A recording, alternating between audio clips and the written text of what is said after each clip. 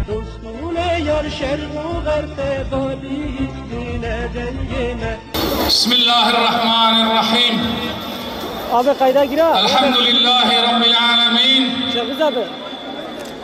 Esselatu ve selamu ala Resulina Muhammedin ve ala alihi ve sahbihi ecmain. Kayda gir. Kâle Allahu Teala fi kitabihil kerim. Bismillahirrahmanirrahim. Subhanellezî esrâ bi'abdihi leylen minel mescidil haram ilel mescidil aksellezî bâreknâ havlehu linuriyehu min âyâtina innehu huves-semî'ul besîr. Bir kısım ayetlerimizi kendisine göstermek için kulunu bir gecede Mescid-i Haram'dan çevresini bereketlendirdiğimiz Mescid-i Aksa'ya götüren o Allah yücedir. Gerçekten o işitendir, görendir. Ey Diyarbakır'ın muvahhid ve kahraman evlatları! Ey Selahaddin Eyyubi'nin cengavar evlatları! Hüdapar'ın organize ettiği Kudüs'e sahip çıkalım mitingine hoş geldiniz, sefalar getirdiniz. Değerli kardeşlerim, bacılarım, Diyar-ı Muhammed'in muvahhid evlatları, bizler neden Kudüs ve Mescid-i Aksa'ya sahip çıkma gayreti içerisindeyiz? Neden Mescid-i Aksa ve Kudüs bu kadar önemlidir? Neden Müslümanlar dünyanın her bir tarafında alçakça alınan bu kararı protesto etmek için etkinlikler düzenliyorlar? Ve neden eğer yol açılırsa yüz binlerce Müslüman seve seve canını Kudüs davası uğruna, Mescid-i Aksa uğruna feda edecek? Ve neden siz değerli kardeşlerim ve bacılarım, bizler bu istasyon meydanında neden toplandık?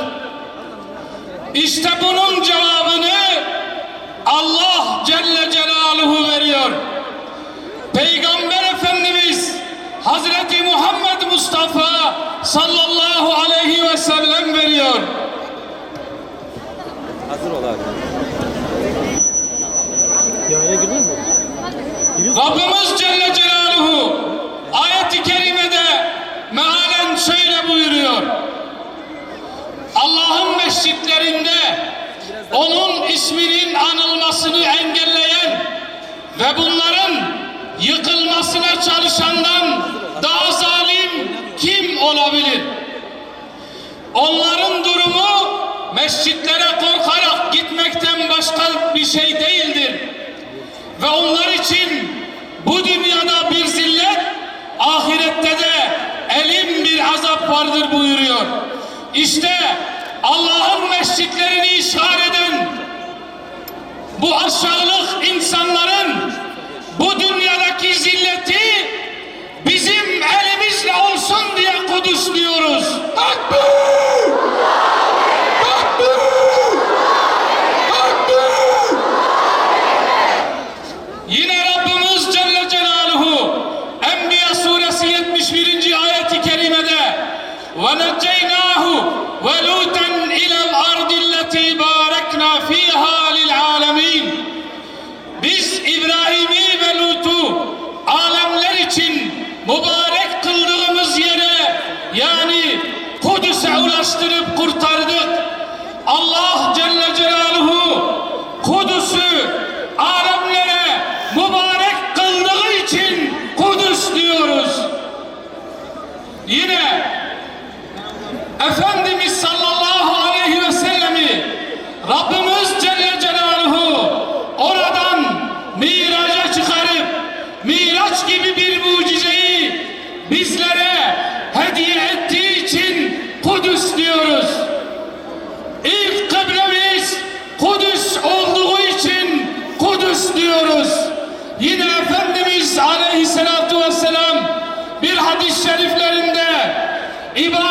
için yolculuk ancak şu 3 mescide yapılır.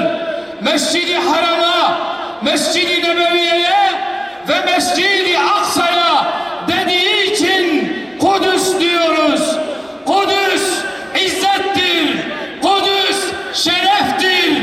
Kudüs direniştir. Kudüs özgürlüktür. Bundan dolayı Kudüs diyoruz. Sen gelemezsin. Sana izin vermiyorum. Geliyorum. Takbir! Takbir! Takbir! Canlı yayın ikisi yapacağım. Programımız kelamların en güzeli olan Allah'ın kelamı ile başlayacaktır. Kur'an-ı Kerim tilavetlerini yapması için Hafız Şeyh Münir Hoca'yı mikrofona davet ediyoruz. Tekbir! Tekbir! Tekbir! Allahu Ekber! Allahu Ekber! Allahu Ekber!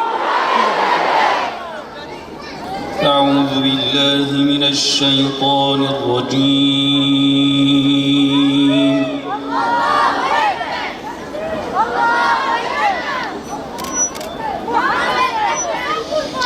بسم الله الرحمن الرحيم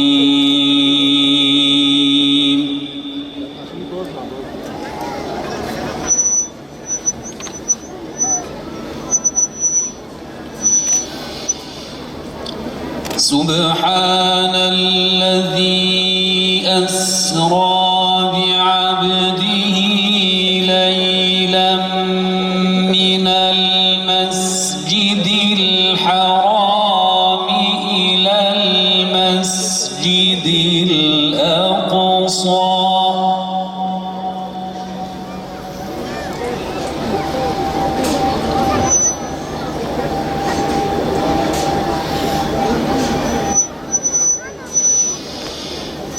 من المسجد الحرام إلى المسجد الأقصى الذي باركنا حوله لنريه من آياتنا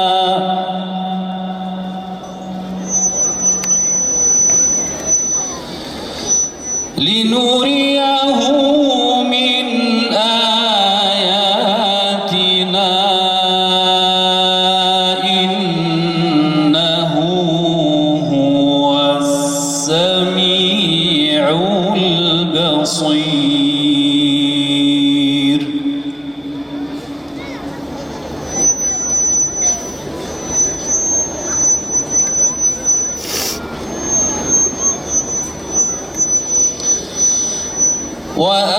وآتينا موسى الكتاب وجعلناه هدى لبني إسرائيل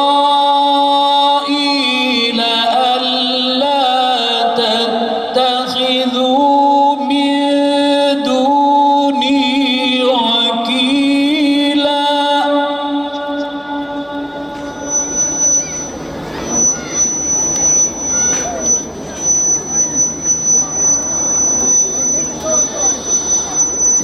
ذرية من حملنا مع نوح إنه كان عبدا شكورا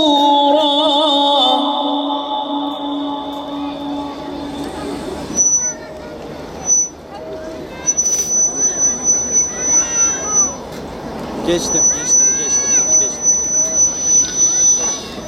وقضينا إلى بني إسرائيل في الكتاب لتفسدن في الأرض مرتين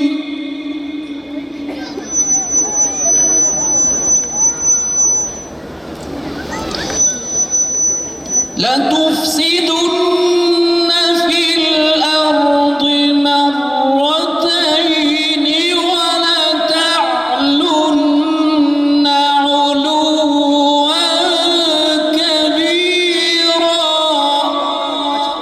Hemen arkasından Diyarbakır'da 8 Aralık'ta Cuma günü Ulu Cami'nin önünde binlerce kişi toplanmış ve bu kararı protesto etmişti. Yine geçtiğimiz Cuma 2 gün önce istasyon meydanında فإذا جاء وعد أولاهما بعثنا عليكم عبادا لنا أولي بأس شديد. düzenleniyor. Kudüs'e sahip çıkıyoruz sloganıyla bir miting düzenleniyor ve burada binlerce Diyarbakır بعثنا عليكم عبادا لنا أولي بأس شديد فجاسوا خلال الديار. protesto ediyorlar ve Kur'an-ı Kerim tilavetiyle başladı program burada. Yine konuşmalar yapılıyor. فجاسوا خلال الديار وكان وعدا مفعولا.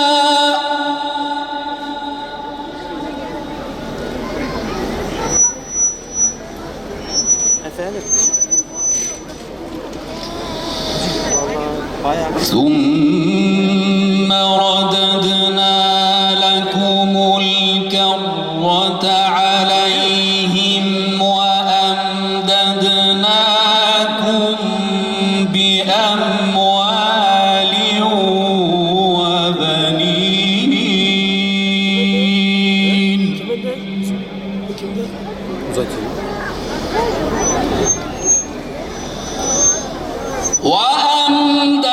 وأمددناكم بأموال وبنين وجعلناكم أكثر نفيرا.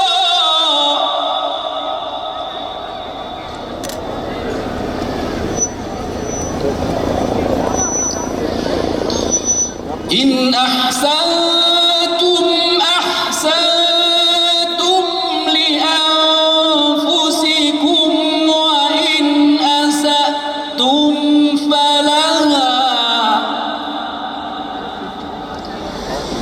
فإذا جاء وعد الآخرة ليسوءوا وجوهكم وليدخلوا المسجد كما دخلوه أول مرة وليدخلوا المسجد كما دخلوه أول مرة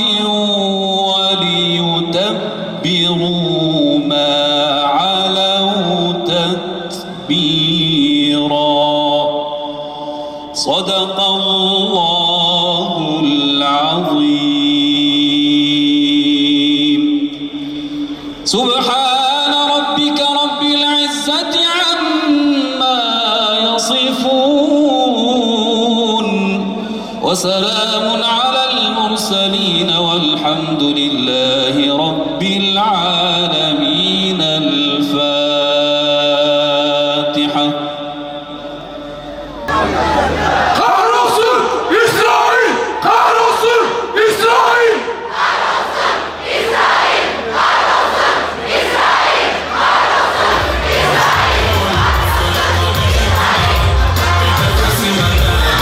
Cihad! Cihad! Şehadet! Cihad!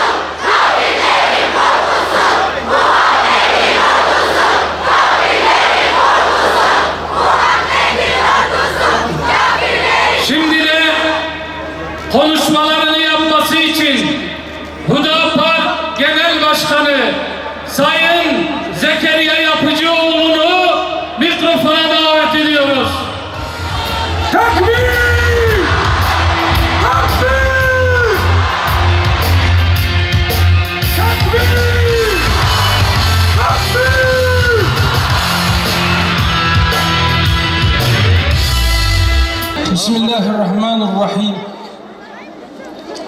Elhamdülillahi Rabbil alemin. Mehmet. Biri Vessalatu vesselamu ala Resulina Muhammedin ve ala alihi ve sahbihi ecmaîn. Aziz kardeşlerim, Peygamber sevdalısı Diyarbakırlılar, bu meydanı dolduran uzak ve yakın çevreden gelen kardeşlerim, bacılarım, hepiniz hoş geldiniz.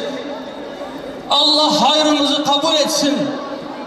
Rabbim cihadınızı, dayanışmanızı daim eylesin. Sefalar getirdiniz.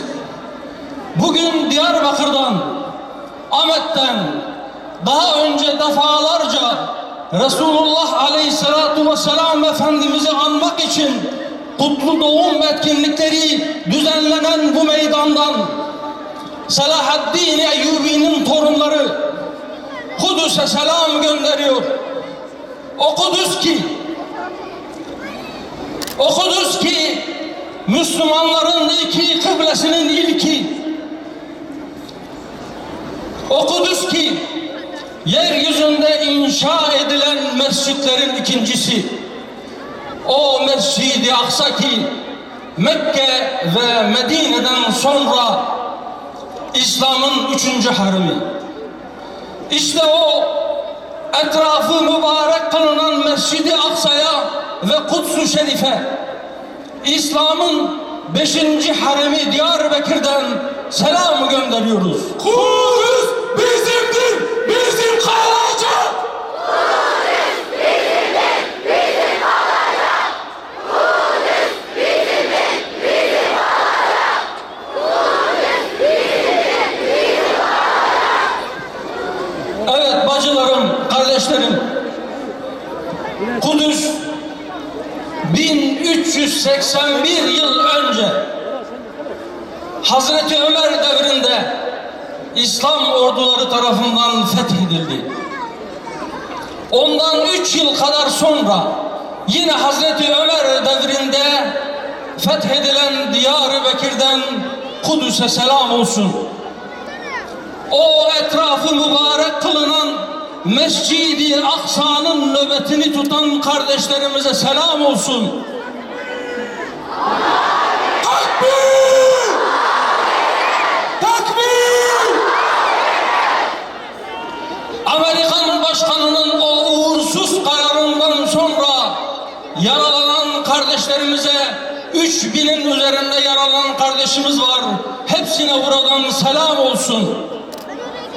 Bu uğurda şehit olan ve en son 8-9 yıl önce 2 bacağını kendisinden önce şehit olarak gönderen şehit kardeşimiz İbrahim Ebu Süreyya'ya selam olsun Ahmet Meydanı'ndan. Cenk, cihat, şehadet! Cenk, cihat, şehadet!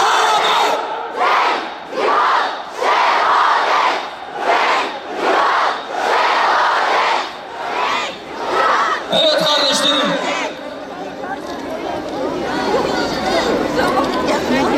Kudüs'ün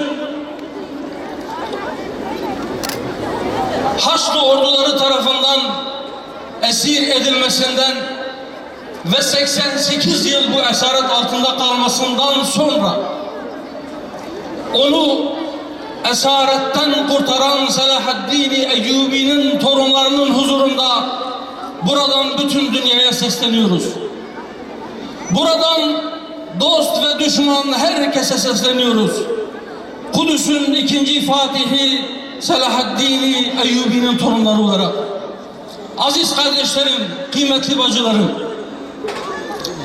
ikinci kez fethedildikten sonra Kudüs 100 yıl kadar önce Hacım, 9 Aralık 1917'de İngilizler tarafından bir kez daha işgal edildi. Dedemiz Selahaddin tarafından ikinci kez küfrün ve şirkin pisliklerinden temizlenen Kudüs 100 yıl önce bir kez daha kirletildi. Filistin toprakları işgal edildi. Ardından tam 50 yıl geçti. Tam 50 yıl sonra 1967'de bu kez Kudüs'ün doğusu da Siyonistler tarafından işgal edildi. Bundan 50 yıl önceydi. Ve o gün Siyonistler Kudüs'ü bölünmez ve ebedi başkentleri ilan ettiler. Ama Allah'ın izniyle o işgale ve bütün zulümlerine rağmen ümmetin aziz evlatlarının direnişi sayesinde asla bunu fiiliyatta gerçekleştiremediler ve inşallah bundan sonra da gerçekleştiremeyecekler. Kahrolsun Amerika!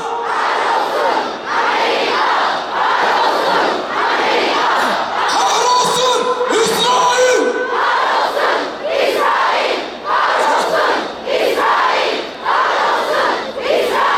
Takbir! Takbir! Şimdi biraz düşünmemiz gerekiyor. 1967'den beri işgal altında olan Kuds-ı Şerif 1995'te Amerikan Kongresi tarafından, onların meclisi tarafından Siyonistlerin başkenti olarak kabul edilmesi kararı alınmasına rağmen neden bugün, yani Kudüs'ün doğusunun da işgal edilmesinden 50 yıl sonra ancak büyükelçiliklerini oraya taşıma kararı aldılar. Bu kararı uygulamaya koyacaklarını söylüyorlar. Neden bugün? Çünkü biz dağıldık. Çünkü biz birbirimize düştük. Çünkü bizi birbirimize düşürdüler. Ümmet coğrafyasına, şu haritaya bakar mısınız? Şu yeşil renk, ön taraftaki kardeşlerim de görüyor mu? Bakınız, şu yeşil renk İslam ülkelerinin sadece bir kısmı ha. Sığmadı haritaya. Uzak doğudaki Malezya, Endonezya gibi kardeşlerimiz, Bangladeş'teki kardeşlerimiz bu haritada sığmadılar. Burada yoklar. Ama şu koca haritanın içerisinde görünmesi için üzerine mercek yerleştirdiğimiz ve büyüttüğümüz o kırmızı alan var ya, işte orası. İşte orası Siyonistler tarafından işgal edilmiş Filistin topraklarıdır. 1,5 milyardan fazla, 1 milyar 700 milyonluk İslam alemi nüfus olarak Siyonistlerin, hatta bütün dünyadaki bütün Yahudilerin 100 katından fazlayız sayıca. Topraklarımız onların işgal ettiği toprakların 100 katından çok daha fazla. Nüfusları %1, işgal ettikleri topraklar %0. Ama buna rağmen neden biz bu haldeyiz? Neden onlar bu kadar cüretkar? Kahrolsun İsrail! Kahrolsun İsrail! Kahrolsun İsrail! Kahrolsun İsrail! Kahrolsun İsrail! Kudüs'ün ikinci Fatihi, Şark'ın sevgili Sultanı Selahaddin Eyyubi ne demişti? Dostlarıyla uğraşanlar düşmanlarıyla savaşamazlar. İşte bu nedenle, tam da bu nedenle Siyonistler bu kadar cüretkar. Bu nedenle sayıca %1'imiz olmalarına rağmen oradaki kardeşlerimize zulmetmeye devam ediyorlar. İşte bu nedenle bizimle ilgili karar alırken, topraklarımızla ilgili işgal kararları alırken, yeni yerleşim yerleri inşa ederlerken, her gün oradaki kardeşlerimizi genç yaşlı demeden şehit ederlerken pervasızdırlar. Çünkü Allah için onlara kızacak mecalimiz kalmamış. Çünkü enerjimizi birbirimize karşı harcıyoruz. Burada niçin toplandık? Amerika'nın büyükelçiliğini Kudüs'e taşıma kararından sonra bütün ümmet ayağa kalktı. Biz de buraya geldik, toplandık. Kıyamdayız. İslam İşbirliği Teşkilatı bu nedenle olağanüstü toplantı kararı aldı. Öyle değil mi? Bu karardan bir hafta kadar sonra İstanbul'da toplandılar. Daha 4 gün önce, 5 gün önce. Geçtiğimiz çarşamba günü. Aynı gün sözüm ona bazı İslam ülkelerinden oluşan koalisyon güçleri bir başka İslam ülkesini bombalamakla meşguldü. Aynı gün Suudi Arabistan Yemen'i bombalıyordu. Kardeşlerim, bacılarım, ey İslam ümmeti, eğer siz Doğu Guda'daki açlıktan bizar olmuş kardeşlerinize yardım edemezseniz, eğer siz Yemen'de açlıktan derisi kemiğine yapışmış İslam ümmetinin küçücük bebelerini açlıktan ölürken seyretmeye devam ederseniz, Kudüs içinde hiçbir şey yapamazsınız. Bizim bu halde oluşumuz, onların bu kadar cüretkar, bu kadar cesur olmaları, emin olun onların gücünden değil, bizim darmadağınıklığımızdan, bizim birbirimizle uğraşmamızdandır. Kahrolsun Amerika! Kahrolsun Amerika! Kahrolsun Amerika! Kahrolsun Amerika! Kahrolsun Amerika! Kahrolsun Amerika! İslam İşbirliği Teşkilatı çarşamba günü toplandı. 57 üyeden 48'i temsilci gönderdi. Bazı kararlar aldılar. Bunlardan bir kısmı elbette olumluydu. Bütün dünyaya çağrı yaptılar. Dediler ki Filistin'i tanıyın. Başkenti işgal altındaki Kudüs olan Filistin'i bağımsız bir devlet olarak tanıyın. Birleşmiş Milletler'e çağrılar yaptılar. Dediler ki bugüne kadar Siyonizmle ilgili, işgal çetesiyle ilgili onlarca karar aldınız. Bunların hiçbirisine uymadı. Kendi kararlarınıza sahip çıkın. Dediler ki eğer Birleşmiş Milletler Güvenlik Konseyi vazifesini yapmazsa genel kurulu toplantıya çağırmaya hazırız. Burada toplanan ülkeler hepsi oy birliğiyle bunu ilan etti. Dediler ki biz Amerika'nın aldığı bu kararı gayrimeşru, gayri hukuki görüyoruz, kabul edilemez buluyoruz ve tanımayacağız. Bunların hepsi güzel gelişmeler. Elbette İslam İşbirliği Teşkilatı'nın Kudüs gündemiyle toplanması bile başlı başına güzel bir şeydi. Ama oradan çıkan kararda her ne kadar kameraların karşısında mikrofonlara başkenti Kudüs olan Filistin deseler de aslında basına verdikleri metinlerde başkentin Doğu Kudüs olduğunu söylüyorlar. Biz de söylüyoruz. Filistin'in başkenti Doğu Kudüs değil, bütünüyle Kudüs'tür. Sadece Doğu Kudüs Filistin'in başkentidir diyenler, siz Kudüs'ün batısını Siyonizme terk ederseniz, Siyonistlerin işgal ettiği diğer toprakları onlara terk ederseniz, yarın kendi başkentlerinize bile sahip çıkamayacaksınız. Takbir! Takbir! Takbir! Allahu Ekber! Allahu Ekber! Kahrolsun İsrail! Kahrolsun İsrail! Kahrolsun İsrail! Kahrolsun İsrail! Kahrolsun İsrail! Kahrolsun! Kahrolsun ABD! Kahrolsun ABD! Kahrolsun ABD!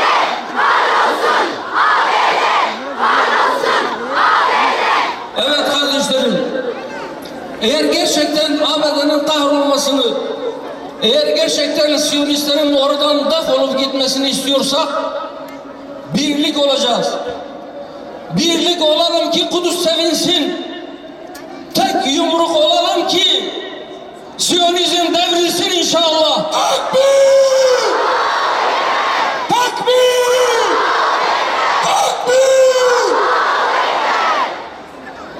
Burada basın mensubu kardeşlerim var. Onların aracılığıyla onların meslektaşlarına da sesleniyorum. Bütün resmi yetkililere de sesleniyorum.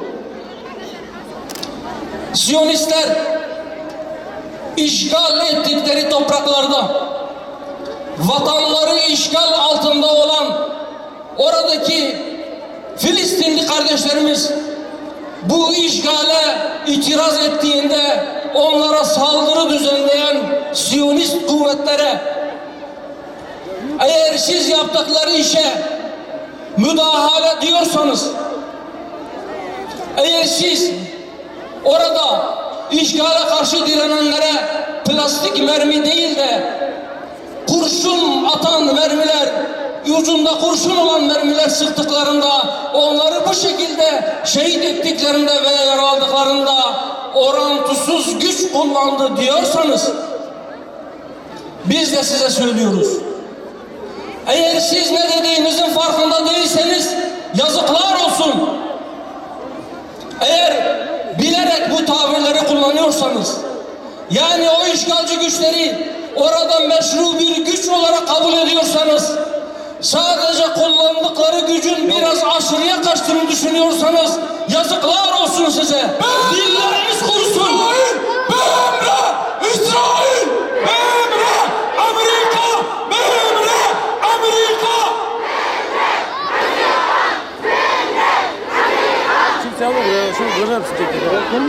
Orada vatanları işgal edilmiş, toprakları işgal altında olan kardeşlerimiz çaresizlikten, kuşatılmışlıktan dolayı ancak taşlarla işgalcilere karşı direnebilirken onlara silah sıkan Siyonistlerin attıkları merminin plastik mi yoksa kurşun mu olduğunu mu tartışacaksınız? Yapmanız gereken şey bu. Eğer siz işgal altında olan vatanını savunmayı da meşru görmüyorsanız, eğer siz vatanı işgal edilmiş olan insanların direnişini meşru görmüyorsanız ve işgalcileri meşru güç olarak algılıyorsanız ve Müslüman millete de bunu algılatmaya çalışıyorsanız, korkarım ki bunun bir adım sonrası oradaki ümmetin aziz evlatlarını, o direnişçileri de terörist olarak isimlendireceksiniz. Zaten bazıları böyle başladı. İşte bir yerlerden müftü kılıklı birisi İsrail'e karşı savaşmak caiz değildir, orada direnen gruplar teröristtir diye fetva vermedi mi? Peki Takbir! Takbir! o fetvayı yayınladıkları gün söyledik. Buradan, bu Diyarbakır'ın istasyon meydanından, bu yüz binlerin huzurunda bir kez daha söylüyorum.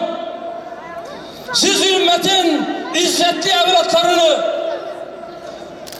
Müslümanların şerefini, haysiyetini, Resulullah Aleyhisselatü Vesselam'ın bize emanetini, Selahaddin Eyyubi'nin mirasını savunmayı terörizm olarak nitelendiriyorsanız, siz kendi meşruiyetinizi yok ediyorsunuz. Gayrimeşru olan sizsiniz. Yoldan çıkan sizsiniz. Sapıtan sizsiniz. Terörist de sizsiniz. Baş terörist olan Siyonistlere destek veren onlar gibi teröristtir. İman, cihat, şehadet! İman, cihat, şehadet!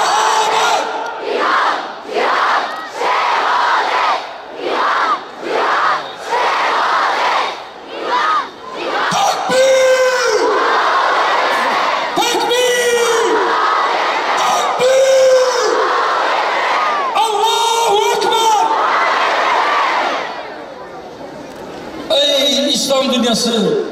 ve ey hür dünya! Siyonizme köle olmayı reddeden bütün insanlar, hangi dine inanıyorsanız inanın, hepinize birden sesleniyorum. Siyonizmi tanıyın. Siyonizmin ne olduğunu iyice anlayın. Siyonizm bir ırkçılıktır. Hem de en kötüsünden. Siyonistler kendilerinden başka diğer kavimlere mensup olanları kendilerine denk görmüyorlar. Onların bu ırkçılıkları bir inanç haline almış. Değiştiremezsiniz. Onlar inançlarını terk etmiyorlar. Kahrolsun Siyonizm! Kahrolsun Siyonizm! Kahrolsun Siyonizm! Kahrolsun Siyonizm! Kahrolsun Siyonizm! Siyonistler Yahudi olmayanlara Umemi diyorlar. Nedir biliyor musunuz Umemi? Evet, Yahudiler, Siyonist Yahudiler Yahudi olmayanlara Umemi diyorlar. Yani diğer bütün insanların Yahudilerin binmesi için yaratılmış eşekler olduğuna inanıyorlar. Kahrolsun Şimdi İsrail! Kahrolsun İsrail! Kahrolsun İsrail! Kahrolsun İsrail! Kahrolsun İsrail! Şimdi onlarla ilişki kurmak isteyenler, şimdi onlarla mevcut ilişkilerimizi devam ettireceğiz, geliştireceğiz diyenlere sesleniyorum. Eğer siz onlara köle olmayı kabul ediyorsanız gidin, durmayın. Gidin efendilerinizin eteklerinden öpün. Eğer siz Beni İsrail'e binmek için yaratılmış merkepler olduğunuzu kabul ediyorsanız gidin onlardan altından semerler isteyin. Mescid-i Aksa onurumuzdur! Mescid-i Aksa onurumuzdur! Mescid-i Aksa onurumuzdur! Mescid-i Aksa onurumuzdur! Ama şunu unutmayın. Kesin olarak bilin ki onlarla kurduğunuz ilişkide onlar kendilerini efendi, sizi köle olarak görecekler ya da sizin sırtınıza uygun bir semeri ne zaman vuracağız diye size o gözle bakacaklar. Başka bir ilişki onlar tanımıyorlar. Öyleyse ey ümmetin izzetli evlatları, ey Müslüman kardeşlerim, bacılarım, ey İslam ümmeti, biz de diyoruz ki Siyonizmle kurulacak en sağlıklı ilişki biçimi şudur. Onlar yeryüzünde bir daha fitne çıkaramayacak duruma gelinceye, zilletle boyun eğip diz çökünceye kadar onlara sert ve tavizsiz davranmak gerekir. Takbir!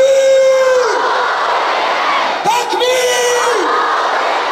Allahu Ekber! Allahu Ekber! Evet, biz niye bu haldeyiz? İslam'ın İslam'la savaşı dediler. Müslümanları birbirine kırdırdılar. Daha önce ordularını gönderip bizimle savaşıyorlardı. Bizler ölüyorduk, şehit oluyorduk ama onlar da can veriyordu. Şimdi işin kolayını buldular. Bizi birbirimize kırdırıyorlar. Bizi birbirimize düşürüyorlar. Bizi birbirimizle savaştırıyorlar. Onlar ölmüyor artık, onların askerleri ölmüyor. Bir de üstüne üstlük para kazanıyorlar. Bize silah satıyorlar. Sattıkları silahlarla biz birbirimizi vuruyoruz. Ey İslam ümmeti, uyanın bu gaflet uykusundan. Birbirinizi katletmekten, namlularınızı, öfkelerinizi birbirinize yönetmekten vazgeçin Allah için.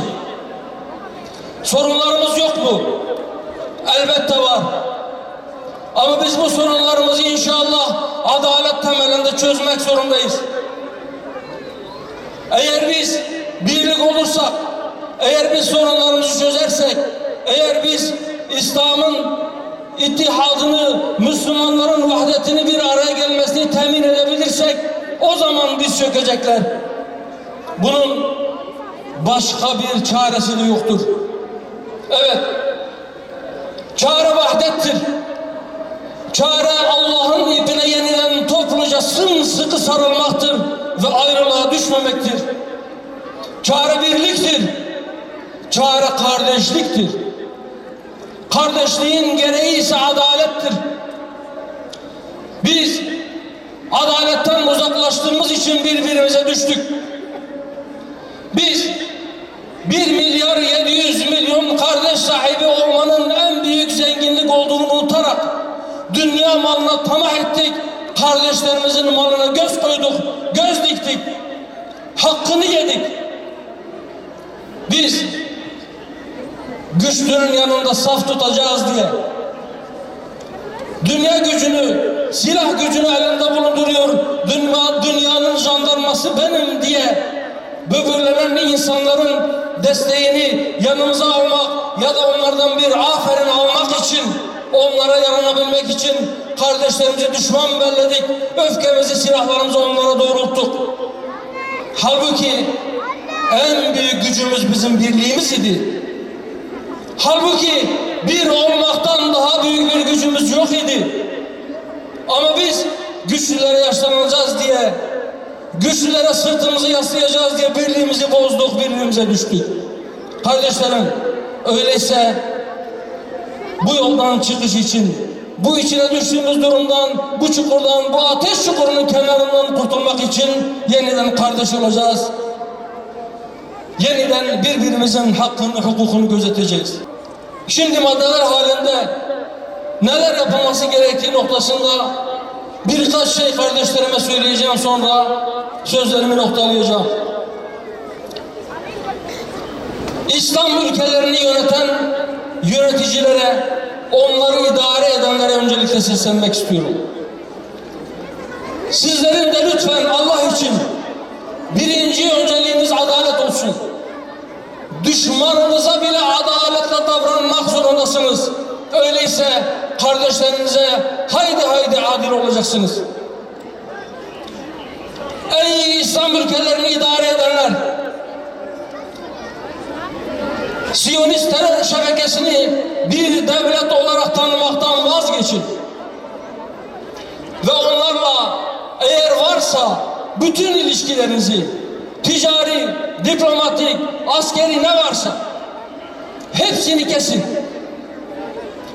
Ve sizin ülkenizde eğer varsa diplomat kılıklı Siyonistleri derhal sınır dışı edin.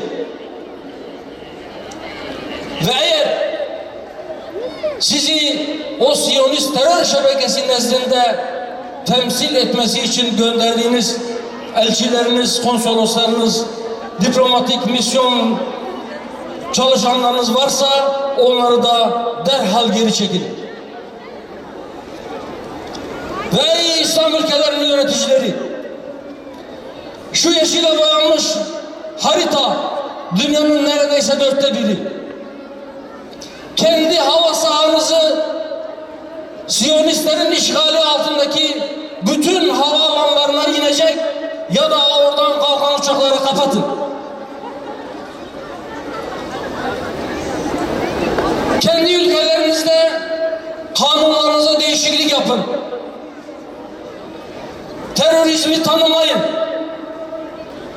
Onlar sizin topraklarınıza ayak basarak kirletemesinler. Onlara yardım edenler bunun cezasız kalmayacağını bilsinler. Ey İslam ülkelerinin yöneticileri! Kendi içinizdeki sorunlarınızı adalet temelinde çözün ve birbirinize ilişkilerinizi geliştirin. Ve artık şu İslam birliğini de gündeminize alın.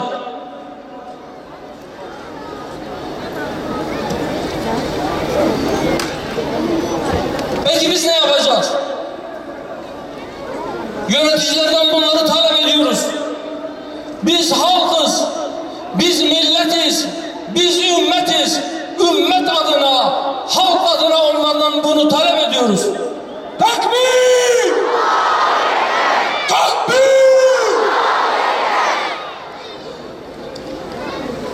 Müslüman halkımıza, İslam ümmetine de sesleniyoruz. Onların sivil toplum örgütlerine, onların cemaatlerine, onların derneklerine, onların siyasi partilerine ve yöneticilerine. Sadece kızmak ve bağırmak çare değil. Çok bağırdık, çok kızdık, öfkeden patlayacak gibi olduk ama derdimize çare olmadı. Öyleyse mevcut durumu değiştirmek için yollar aramak zorundayız. Bu durumdan nasıl çıkacağız? Mutlaka bunu sürekli gündemimizin en ön sırasına alıp bunun üzerine kafa yormak gibi bir mecburiyetimiz var. Bunu yapın lütfen. Projelerinizi ortaya koyun. Birlikte ortak akılla ortaya bir şey koyun. Ve ümit var olun. Samimi olun. Gençler çokça okuyun. Hazırlık yapın.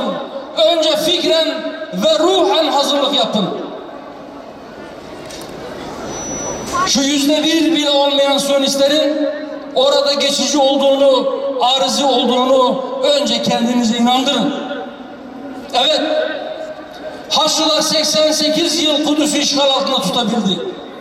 Şimdi 100 yılı geçti. Bu özlem uzadı. Yetmedi mi? Öyleyse hazırlık yapacağız. Allah'ın izniyle. Ve kardeşlerim, son olarak Selahaddin Eyyubi dedeniz Kudüs'ü fethetmeden yaklaşık 5 yıl kadar önce, o zamanki ismiyle Amid'i, Diyarbakır'ı ziyaret etti. Diyarbakır'da Diyarbakırlı kadınlar Selahaddin Eyyubi'ye dediler ki, bir emanetimiz var, sana vermek istiyoruz. Bu emanetimizi muhafaza edip yerine ulaştırır mısın? Selahaddin Eyyubi sordu. Nedir sizin emanetiniz? Dediler ki, İnşallah Mescid-i Aksa'yı hürriyetine kavuşturduktan sonra yıkanması için gül yağı, gül suyu hazırladık. Bununla yıkamanızı istiyoruz. Şimdiden size vereceğiz. Tekbir! Tekbir! Allahu Ekber! Allahu Ekber!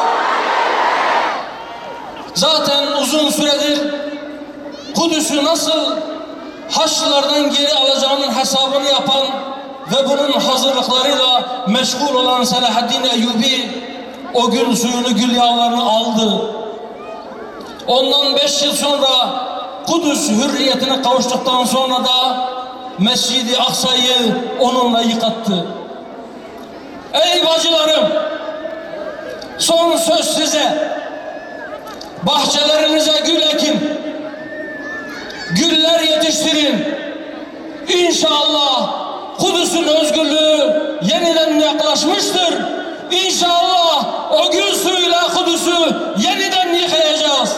İman, cihat, şehadet! İman, cihat, şehadet! İman, cihat, şehadet. İman, cihat, şehadet. Evet, onlar yeryüzünde ikinci kez çok büyük bir bozgunculuk çıkardılar. Onlar kendi sonlarını yaklaştırıyorlar. Allah'ın gazabı onların üzerine inecek inşallah. Son olarak duamız şu olsun ki, Ya Rabbi, Kudüs'ü özgürleştirmeyi gündeminin ön sıralarına alan, Kudüs için uykusuz kalan,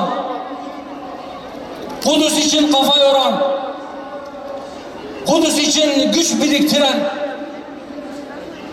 ve esbaba iyice tevessül ettikten sonra gözünü kırpmadan oradaki mazlumları kurtarmak için, Peygamberimizin emanetini temizlemek için, yeniden gül sularıyla yıkamak için bizlere azim ve gayret ver. Ya Rabbi, şu dünya gözüyle Aksa'nın yeniden özgürleştiğini görmeyi, orada birlikte namaz kılmayı ümmeti Muhammed'e nasip eyle. Hepinize Allah'a emanet ediyorum. Esselamu Aleyküm ve Rahmetullahi ve Berekatuhu. Değerli kardeşlerim, şimdi hep birlikte Kudüs izzettir, Kudüs şereftir, Kudüs direniştir, Kudüs özgürlüktür. Ben Kudüs dediğimde sizler sırayla izzettir, şereftir, özgürlüktür, direniştir diyeceğiz Allah'ın izniyle. Sesimiz ta İsraillilerin, Yahudi ve Siyonistlerin kalbine korku salacak kadar gür ve cesur çıkmalı. Kudüs izzettir, Kudüs şereftir, Kudüs direniştir, Kudüs özgürlüktür. Allah razı olsun. Şimdi de günün anlam ve önemine binaen Kürtçe konuşmalarını yapması için İttihad-ül Ulema üyelerinden Molla Osman Tayfur hocamızı sahneye davet ediyoruz.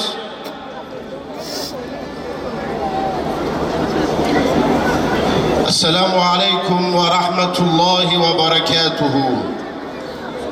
Euzu billahi mineşşeytanirracim. Bismillahirrahmanirrahim. Elhamdülillahi Rabbil alemin. Vessalatu vesselamu ala Resulina Muhammed ve ala alihi ve sahbihi ecmaîn. Ve men tebi'ahum bi ihsanin ila yevmiddin. Geli hoş kubra. خیر هاتن سر چاوا هاتن جامدا پیروز هزار سلام لقدس عزیز لأقصى مبارک یعنی خوش کبرا قدس میراثا پیغمبر آیا میراثا کهوس آیا کو لازمه هر دمی مسلمان خودی لیدرین Kudüs, Mescid-ül Aksa, kıblegaha Müslüman aya yekemine, lazım ku Müslüman her vakti juboy muhafaza ve khabatu mücadele bike. Kudüs var peygamber aya, Kudüs var kancaya, Kudüs merkeza tevhid ya, Kudüs جیے موحد آیا شبروے دیرو کے دا ہر دمی پیغمبر وارث پیغمبرا لقدسا پیروز خودی درکتن قدسا پیروز محافظہ کرن خود اوغراوے دا کرنا قربان لیبلے تداویے دا اختلاف عمل ما بو صدما کجاره که دی تیره قدس که دسته ظالم آدا خودینا ناس آدا کافر آدا جهو آدا یعنی خوشکو برا دما هلاگو که دا بغداد دا گازی عالم اسلام کر گوش مرا عالم کی ریکن عالم کات مقابله وی هلا گوشیره گو چرا از حاتم ولات و من ولات و اشغال کر وی عالمی جوابا شیره گو عمل ما گو چاوا گو ولا جبونی کو انجریا خودر کتن جبویم کتن اختلافا جبوی براتشنا مرابو جبوی مخباتو مجادله اسلام ترکر خدا عز و جل اب نعمت لسر مجمستان ظالم وقدر کرن و مخصن بن تحكم تسلط واندا هلا گو جارك دجيره گوزی چاوش من عرضا هرم وی عالمی دیسا جوابا ویدا گو دیسا عمل ما کرم جارک دی بسی ورلا بال اسلام با بال قرآن با بال سنت سنیه با ام ببن برا ام راشن دین خو پی عمل بکن خبات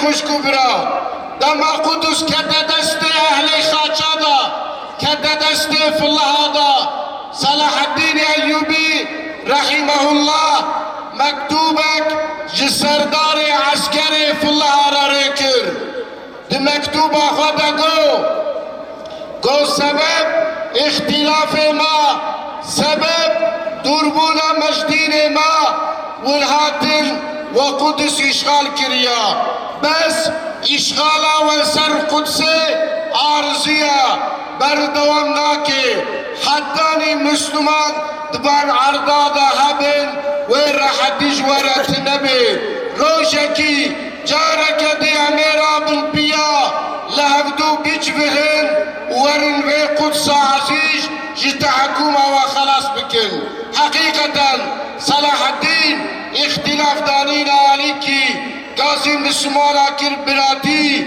تقوى امري واكر اخلاص امري واكر تبركة ريا خدا بعشق بهيجان بري خدانا قدسا بيروز قدس جارك دي آزاد کرن گلی خوشکو برا اب چو سر 5 سالی قدس کده دست سیونیستا دا الانسان رزیل الانسان ظالم الانسان مفسد امپریالیستا جبانی پیشیام بگرن و جبانی جشر جهو اخوا خلاص کن یهودی بنی اسرائیل جو دنیای جواندن آنینا اخسنا عردا فلسطین دا جبانی کو پیشیا مسلمانا بگرن لیبلی اینو جارک دی مسلمان جبانی قدسا پیروز رابوی سرپیا بدنگ کی بلد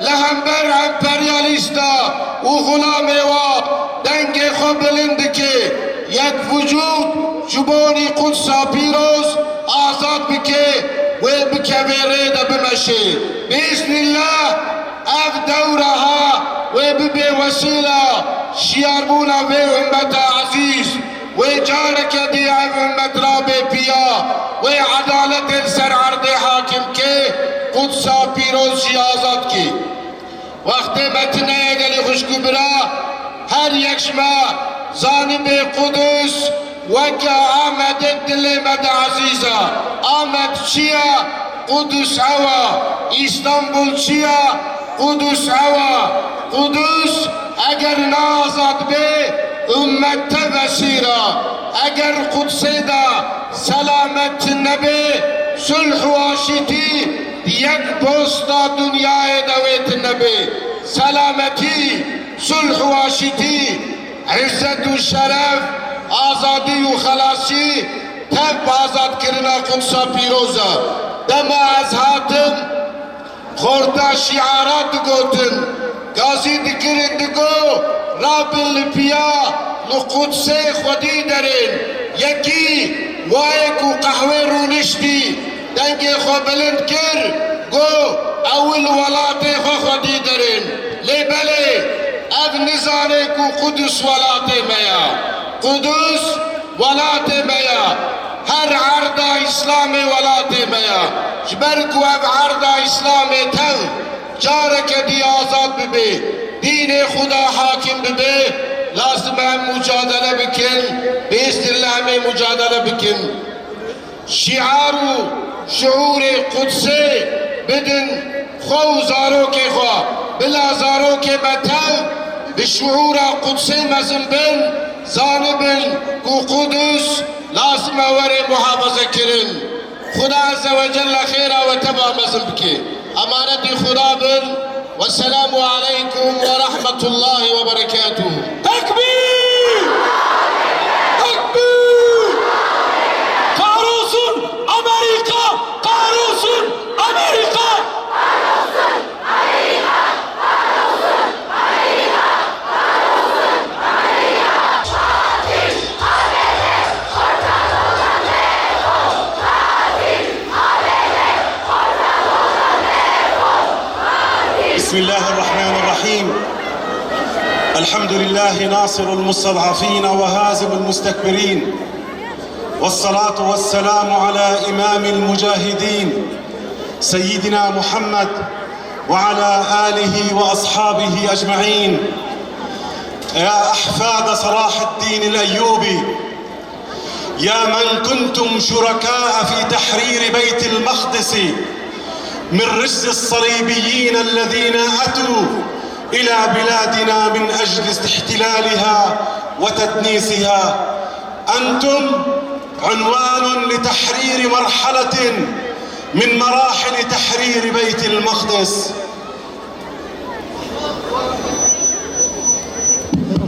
Rahman ve Rahim olan Allah'ın adıyla salat ve selam Muhammed Mustafa Aleyhisselatu Vesselam'ın üzerine olsun.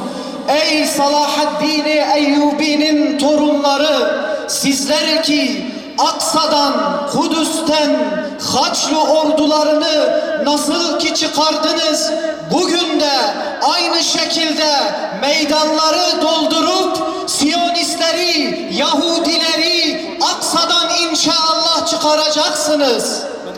لقد احتل الصليبيين القدس أكثر من 100 عام، وكانت الأمة آنذاك في أصعب مراحل تاريخها، فجاءت بشائر النصر عندما توحدت كل طاقات الأمة باتجاه فلسطين وبيت المقدس والعمل على تحريرها.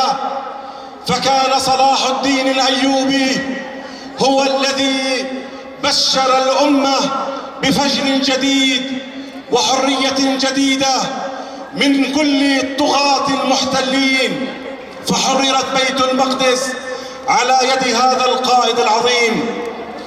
100 yıla yakın Hristiyanlar, Haçlı orduları Kudüs'ü istila etmiş, işgal etmişlerdi.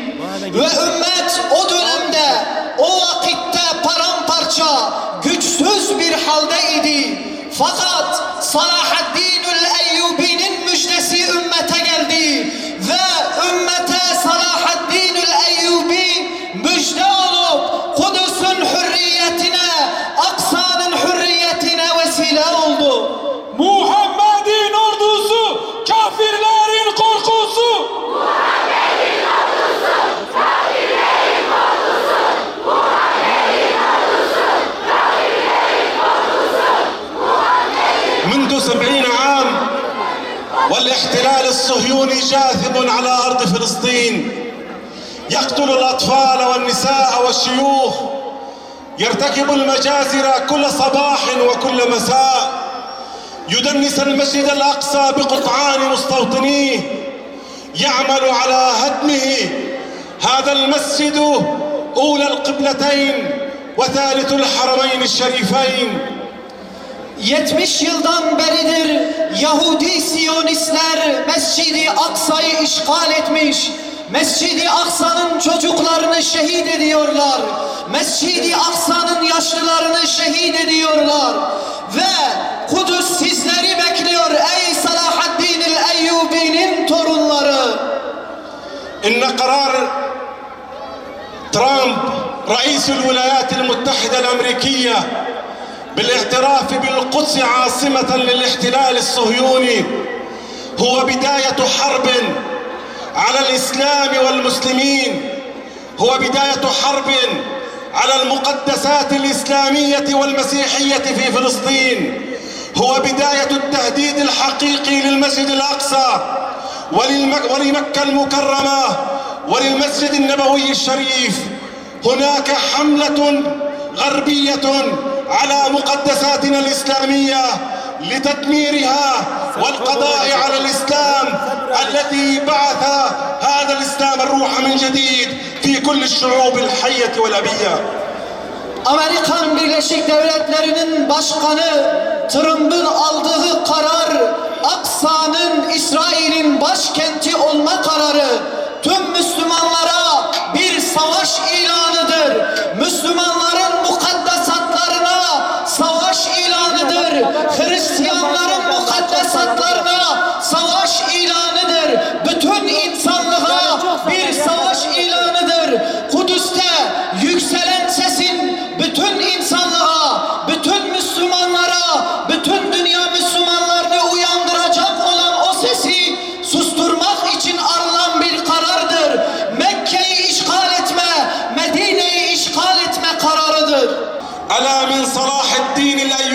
شديد ليعيد تحرير المسجد الأقصى من دنس الاحتلال. Şu tehditler karşısında var mı içinizden Selahaddin el-Eyyubiler? Yeniden Selahaddin Eyyubiler çıkacak mı içinizden? Düşman ordularını yenecek. Mescid-i Aksa onurumuzun. Mescid-i Aksa onurumuzun. Mescid-i Aksa onurumuzun. Mescid-i Aksa onurumuzun. منذ إعلان ترامب عن عاصمة الاحتلال الإسرائيلي والاعتراف بالقدس عاصمة للاحتلال منذ أيام قليلة أكثر من 3000 جريح و11 شهيد قدمها الشعب الفلسطيني دفاعا عن القدس، وهو على استعداد أن يقدم الآلاف من أجل الدفاع عن القدس أولى القبلتين وثالث الحرمين الشريفين.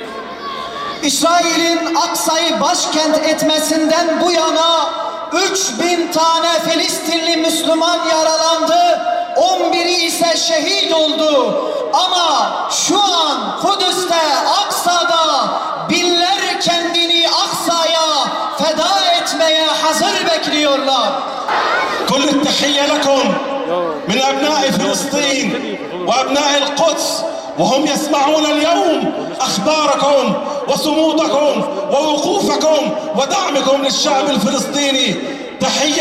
تحية إجلال وإكبار من كل أولئك الشهداء الذين سقطوا لكم، وإننا على موعد بإذن الله لأن نكون وإياكم طليعة المحررين للمسجد الأقصى لأولى القبلتين لفلسطين من أولئك الغزاة المحتلين.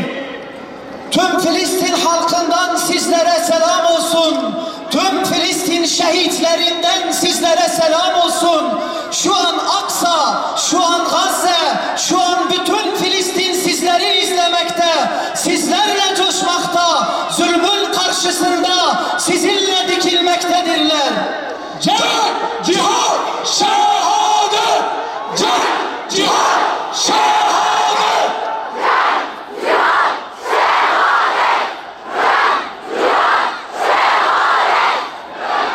وكل التحية لكم من أولئك المرابطات في فلسطين، في غزة، في القدس، في الحرم القدسي. كل التحية من حركة الجهاد الإسلامي في فلسطين وعلى رأسها الدكتور رمضان عبد الله.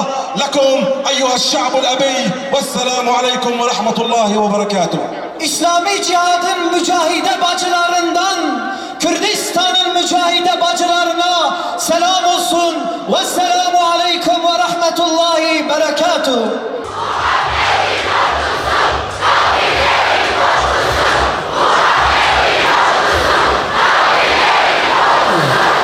Bismillahirrahmanirrahim. Elhamdülillah. Ve salatu ve selamu ala Resulillah ve men valahu ve ba'd. أيها الإخوة أيتها الأخوات الكريمات، ابتداء أنقل إليكم تحيات رئيس حركة حماس الأستاذ إسماعيل هنية.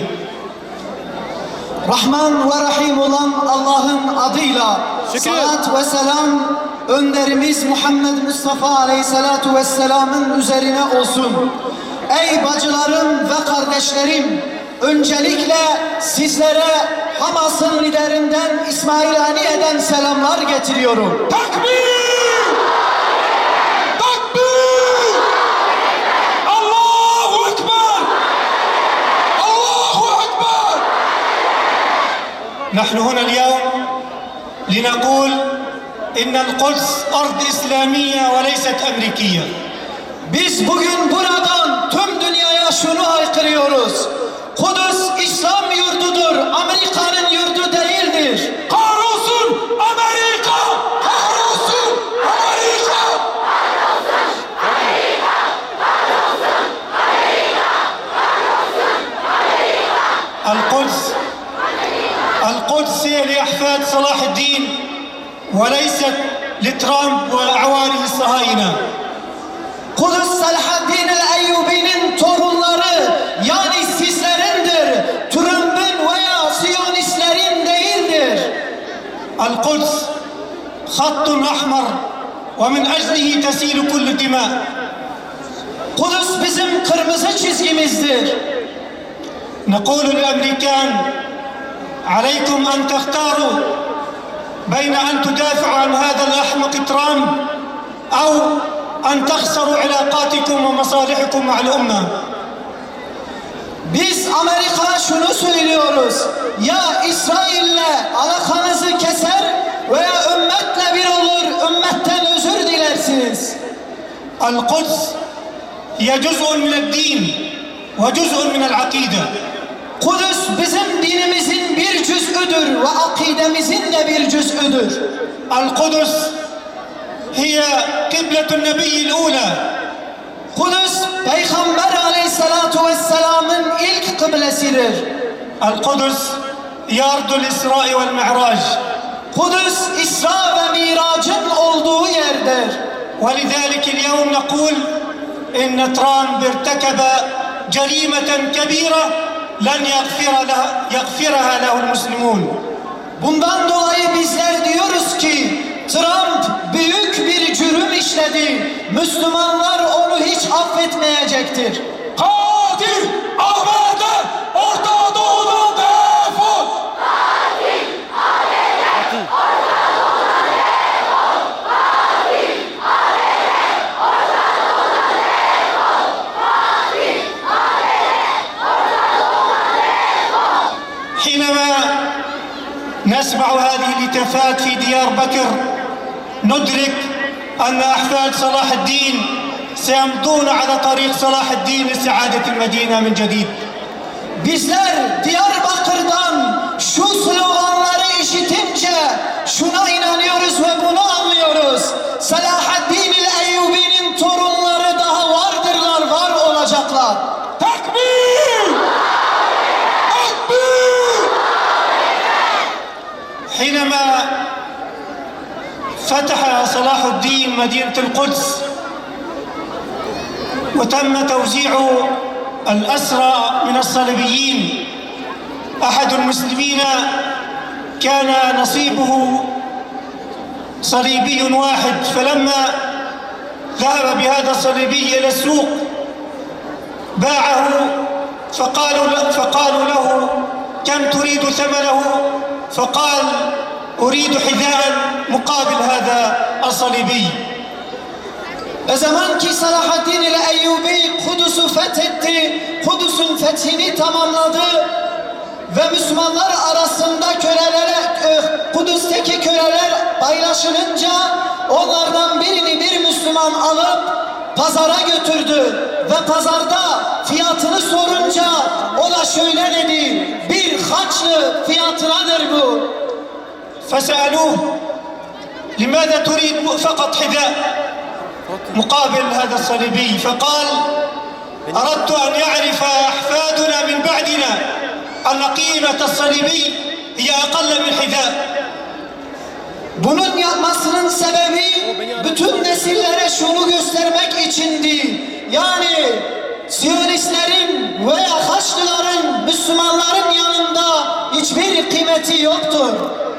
واليوم نقول من ديار بكر لترامب إن قيمتك أمام المسلمين وأمام أحفاد صلاح الدين هي أقل من حذاء. Bizler de şuradan, şu Diyarbakır meydanından Trump'a şöyle sesleniyoruz: ey Trump, senin hiçbir kıymetin Müslümanların yanında yoktur. Muhammed'in ordusu kafirlerin korkusu. Muhammed'in ordusu kafirlerin korkusu. Muhammed'in ordusu kafirlerin korkusu. Muhammed'in ordusu. من هنا من بين أحفاد صلاح الدين نقول للمجرم نتنياهو لا تفرح كثيرا فإن أحفاد صلاح الدين قادمون بإذن الله. Buradan Selahaddin el-Eyyubi'nin torunlarının arasından Netanyahu'ya şöyle diyoruz: ey Netanyahu, çok fazla sevinme, Selahaddin el-Eyyubi'nin torunları yoldadır. Cenk, cihan, şehadet! Cenk,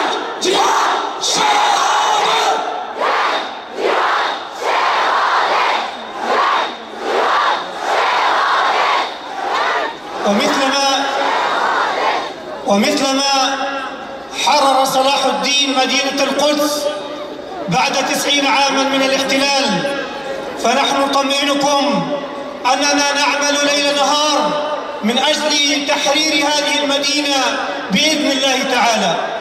Nasıl ki Salahaddin el-Eyyubi 100 yıl sonra Kudüs'ü özgürlüğüne kavuşturduysa bizler de sizlere garanti veriyoruz. Gece ve gündüz çalışıyoruz ki Kudüs'ü özgürlüğüne, hürriyetine kavuşturmak için. Tekbir! Tekbir! Allahu Ekber!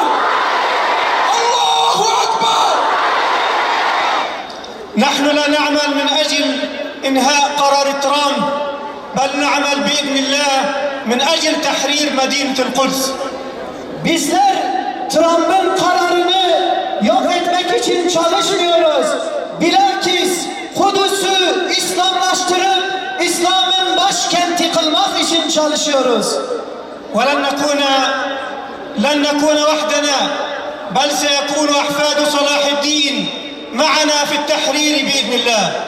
Bizler bu özgürleştirme hareketinde yalnız değiliz. Siz Salahaddin Eyyubi'nin torunları da inşallah bizimle Kudüs'ü, Aksa'yı özgürleştireceksiniz. Mescid-i Aksa onurumuzdur!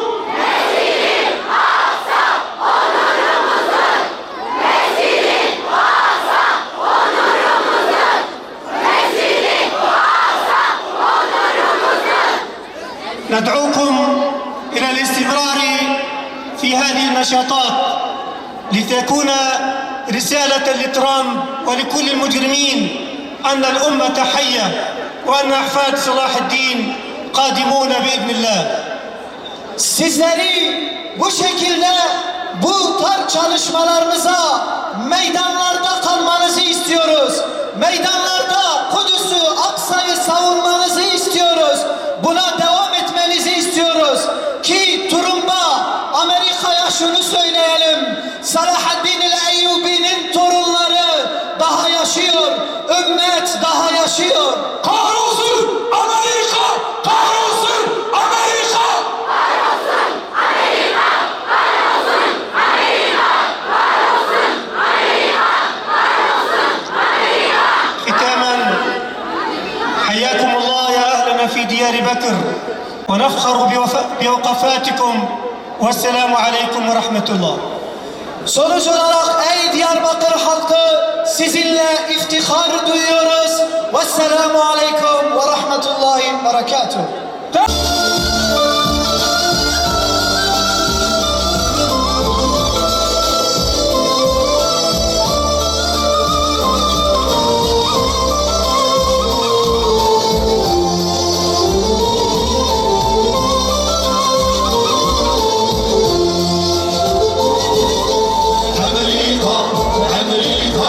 Şeytan,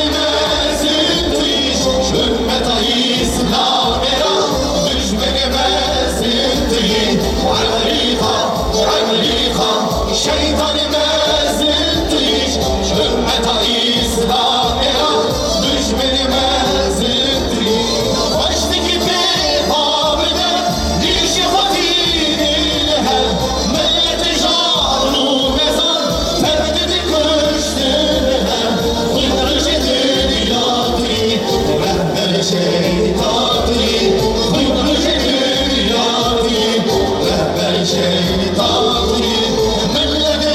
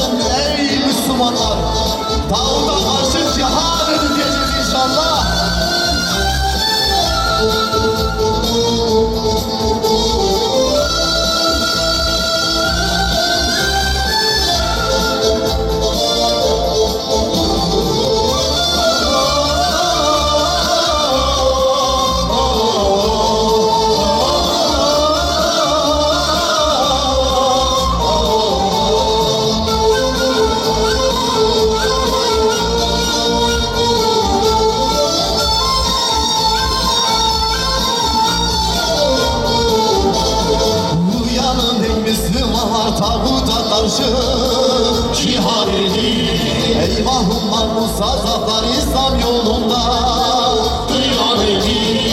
Ey Muhammed'in efendiler çelik yürekli cengaverler, bir adım kaldı zafere direnişte. Sebat edin, bir adım kaldı zafere direnişte. Sebat edin, kırılmadan eğilme ve şehadete gideceğiz. Kanil Resul'ün tahtını paramparça edeceğiz. Kanil Resul'ün tahtını paramparça edeceğiz.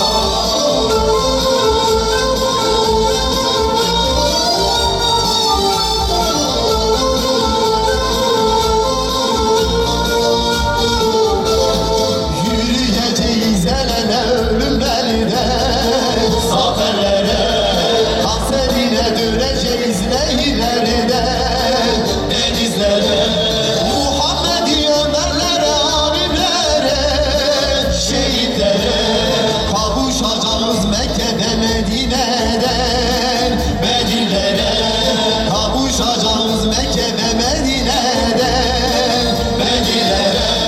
Kırılmadan eğilmeden şehadete gideceğiz. Kanil zulmün tadını paramparça edeceğiz. Kanil zulmün tadını paramparça edeceğiz.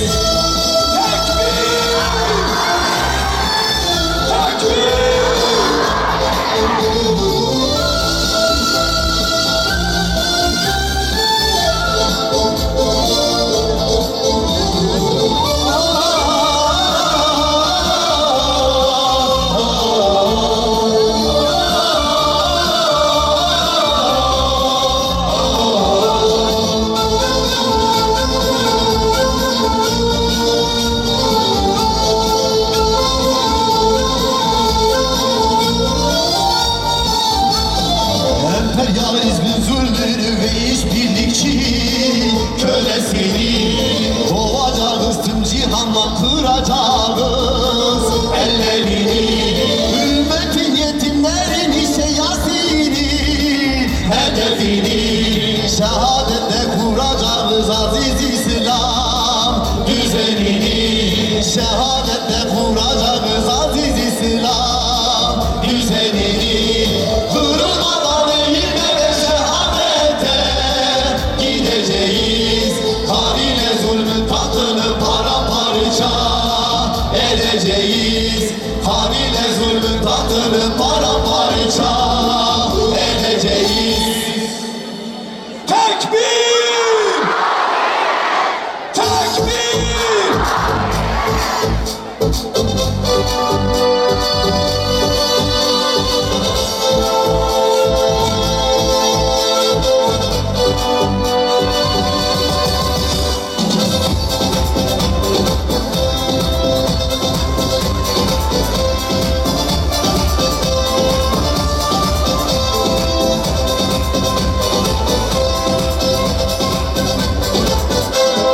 الانتفاضة مستمرة حتى تغوت الأرض حرة. الانتفاضة مستمرة حتى تغوت الأرض حرة. الانتفاضة الانتفاضة الانتفاضة الانتفاضة بالقرآن بالمثلى حاجم حاجم في الغدا. بالقرآن بالمثلى حاجم حاجم في الغدا. بالطابقة مسيرة بين العاية والغيطة. بالطابقة مسيرة بين العاية والغيطة. الانتفاضة الانتفاضة الانتفاضة الانتفاضة الانتفاضة الانتفاضة.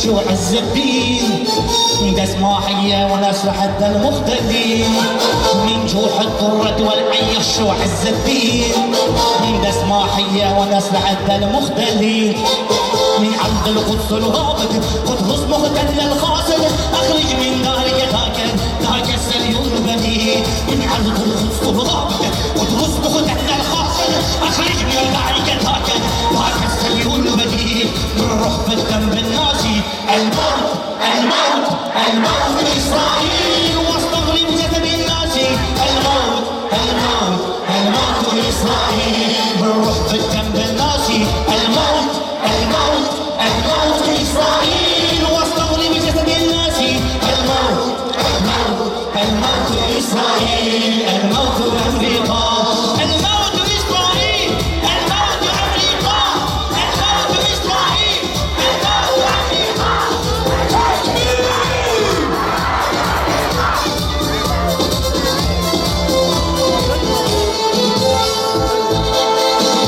الروح بالمقلة ولمس الدين ليلا ونهار مخليهم فالعزم بدين بالعدل الروح بالمقلة ولمس الدين ليلا ونهار مخليهم فالعزم بدين هم كنفهم كان بغادر كنفهم في هذا الغادر لا تنظر عنا عبادة وسلاح الجند ثقيل هم كنفهم كان بغادر كنفهم في هذا الغادر لا تنظر عنا عبادة وسلاح الجند ثقيل نروح بالدم بالناسي الموت الموت الموت إسرائيل واستغرب جسد الناس الموت الموت الموت إسرائيل بنروح بالدم بالناس الموت الموت الموت إسرائيل واستغرب جسد الناس الموت الموت الموت إسرائيل الموت أمريكا الموت إسرائيل الموت أمريكا تكبير تكبير الله أكبر الله أكبر Yaşasın Türkiye! kahrolsun İsrail kahrolsun İsrail Şimdi de Genel Başkanımız ve misafirler sizi selamlamak için sahneye çıkacaklar. Değerli kardeşlerim. takbir takbir takbir Allahu Ekber Allahu Ekber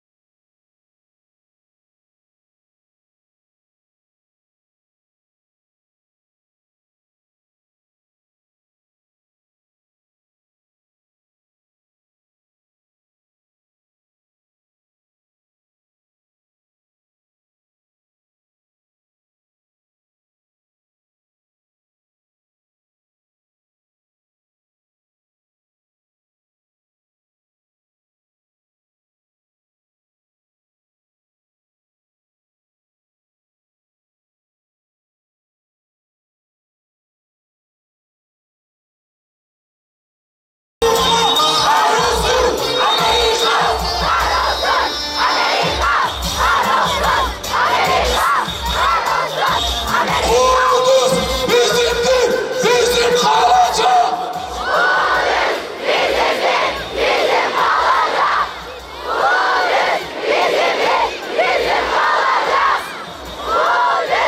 Şimdi de dualarını yapması için İttihad-ül Ulema üyelerinden Sayın Muhammed Ali Altun hocamızı mikrofona davet ediyoruz.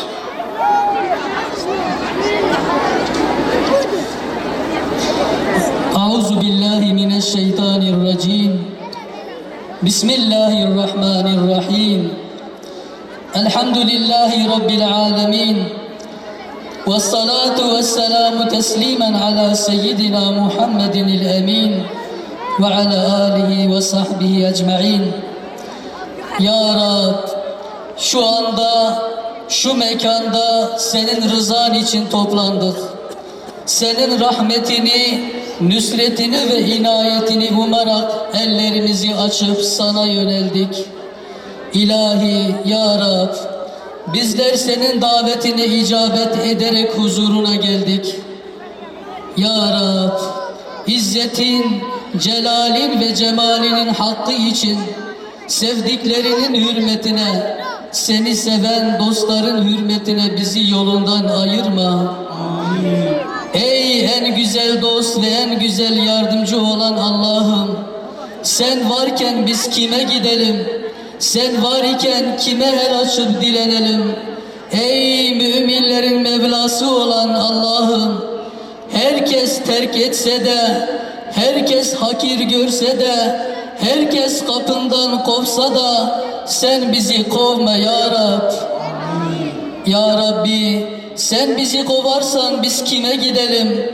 Kimin kapısına diz çöküp medet umabiliriz? Sen ki duaları kabul edensin, dua edin, kabul edeyim diye buyuransın. İlahi Ya Rab, o müjdene sığınarak el açıp ahvalimizi arz edip şikayet etmeye geldik. Allah'ım, ümmet olarak birliğimiz bozuldu, gücümüz dağıldı, gafletimiz uzadıkça uzadı.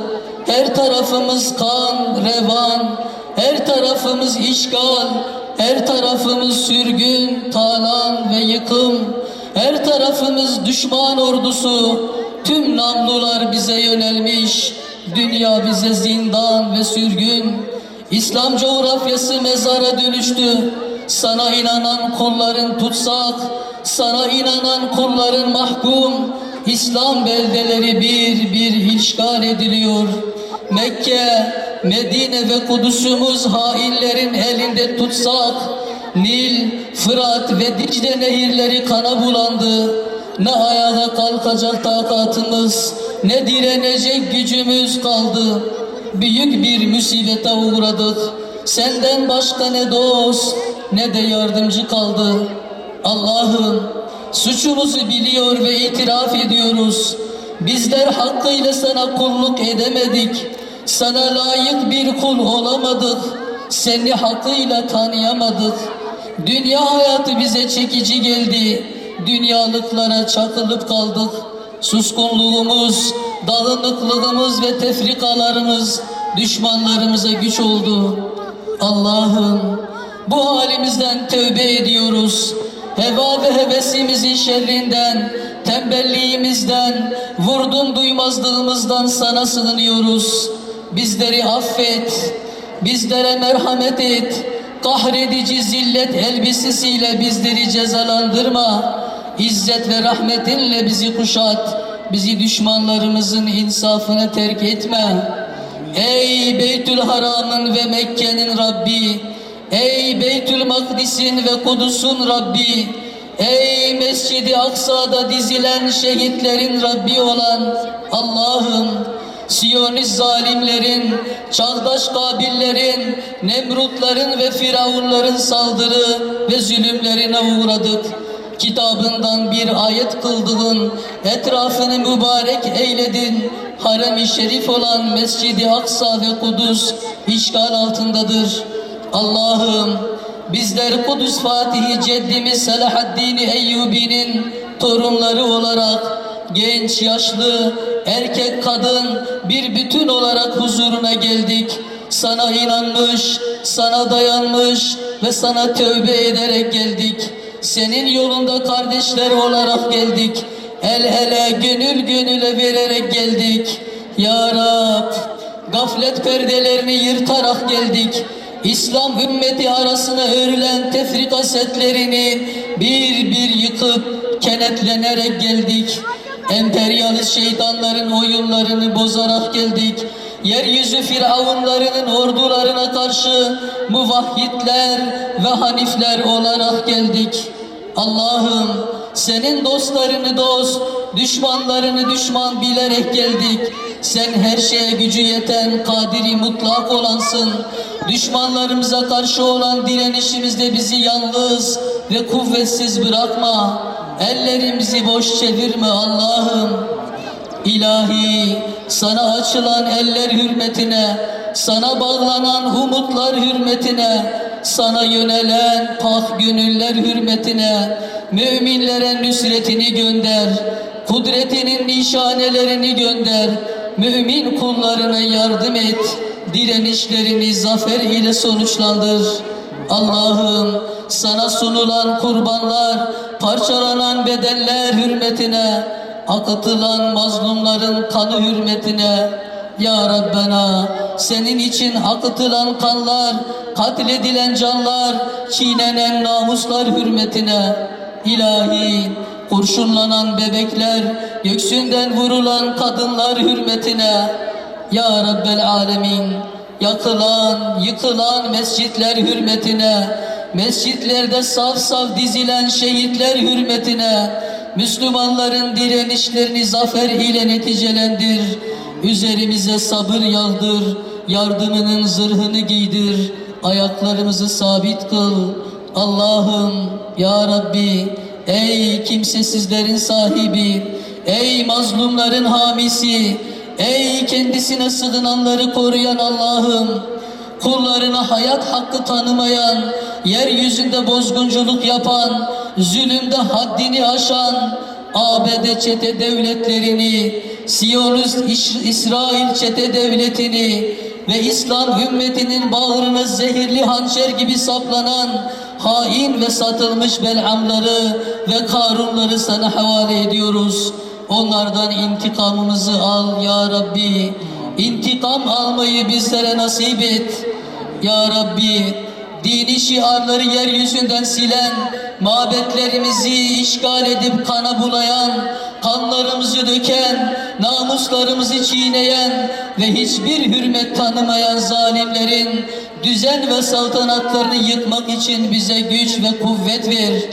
Allah'ım, Nemrutlara karşı İbrahim olmayı, Firavunlara karşı Musa olmayı, hain Yezidlere karşı Hüseyin olmayı bizlere nasip et.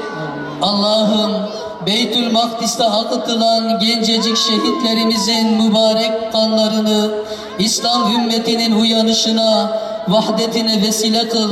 Müslümanları kaynaştır, kardeş olma anlayış ve şuurunu nasip et. Tefrikalarımızı vahdete dönüştür. İlahi, Habibin Hazreti Muhammed'in hürmetine, Halil'in Hazreti İbrahim Aleyhisselam'ın hürmetine, Siyonist düşmanın saldırı ve işgallerine karşı direnen, say ve gayret gösteren tüm Müslümanları muzaffer eyle. Çalışmalarını vahdet ile neticelendir. İslam aleminde yakılan bu kıyam meşalesini Kudüs'ün özgürlüğüne, Müslümanların vahdetine vesile kıl. Bir ve beraber olmayı nasip et. Bize merhamet et, bizi affet, bizi yalnız bırakma.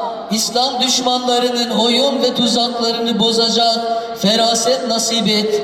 Zalimlere karşı bize yardım et. Bizi kendi katından bir çıkış yolunu göster. İslam ümmetiyle dertlenen, acılarını sinelerinde hisseden bütün rehber ve büyüklerimizi muhafaza ve muzaffer et. İlahi, bütün Müslümanları rahmetinle kuşat. Maddi ve manevi tüm hastalıklardan onlara şifa ver ve kurtar. Amin. Velhamdülillahi Rabbil alemin. Lillahi Teala. El Fatiha ve salavat.